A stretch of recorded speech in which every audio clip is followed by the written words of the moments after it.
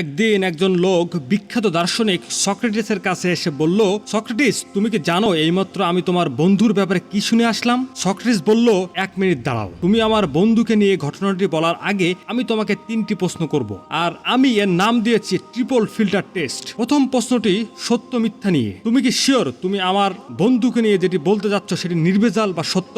লোকটি উত্তর দিল, না, আমি জানি না এটা সত্য কিনা, আসলে আমি এটা শুনেছি। সক্রেটিস আবার বলল, তাহলে তুমি শিওর না যে তুমি যেটা বলবে সেটি সত্য কিনা? এখন আমার দ্বিতীয় প্রশ্ন, তুমি কি আমার বন্ধুকে নিয়ে ভালো কিছু বলবে? লোকটি বলল, না।